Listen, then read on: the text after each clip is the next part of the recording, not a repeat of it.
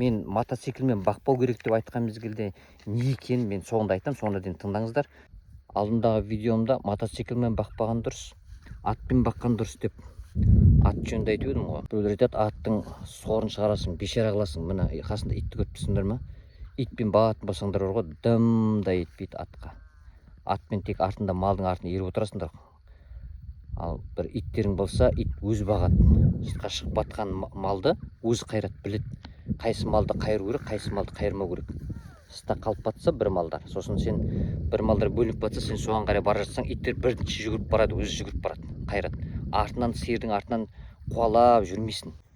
Атпен баққан дұрыс. Мотоциклмен айттым, мотоциклмен малды іздеген жақсы деп.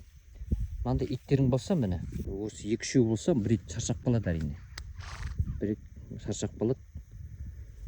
Ол 2-3 болса, олар демалып бірінен соң бірін қойы береді. Енді біреулер айтып жатыр, мотоциклім болса, мотоциклмен бағар едім. Өйткені мотоциклім жоқ деп айтып жатыр. Дұрыс, мотоцикл, мысалы біздің жерде мотоциклмен бағу өте қиын, өйткені сайлар өте көп, шөп қалың, ағаштар көп, мал ағаштың ішіне кіріп алады. Ішіне сен мотоциклмен мүлдем кіре алмайсың. Сосын сайсала, бұлақ, көздері, батпақтар бізде көп. Сол себепті айналып жүресің, сиырлар өтіп кетеді. Сен мотоциклмен айналып жүресің, көптеген шығын. Мына Байғанин жақтарында мысалы жерлер тегіс.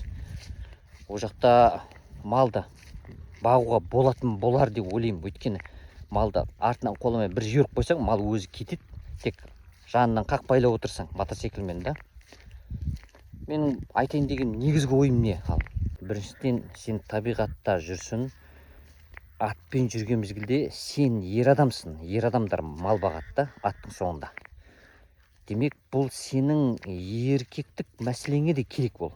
Ат деген. Менің дәстүрімізден айырылып қалдық. Екіншіден, бұның денсаулыққа пайдалысы бала күннен ат соққыдақ қой, вибратор секілді.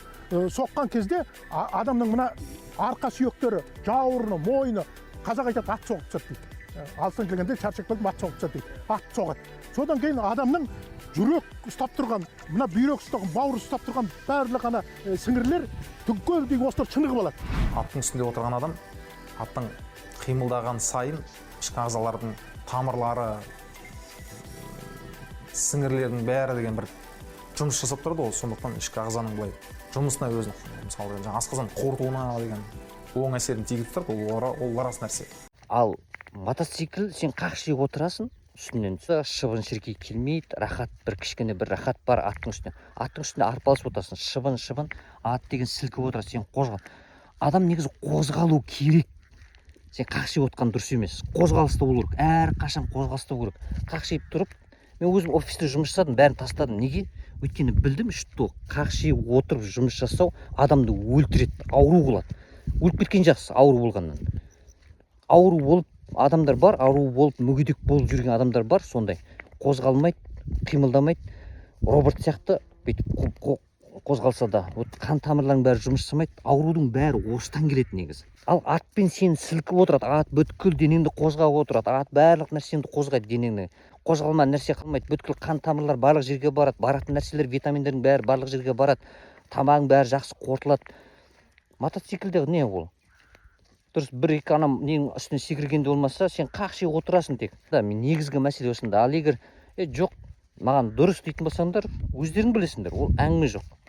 Кейбіреулер ат ұстап жатыр, неге? Туғаннан сал болып болған балалар, сал болып, мына мүгедек болып, мына аяқтары істемей қалған балалар, мына буындары істемейді, аяқтарының ұршықтары жұмыс жасамайды.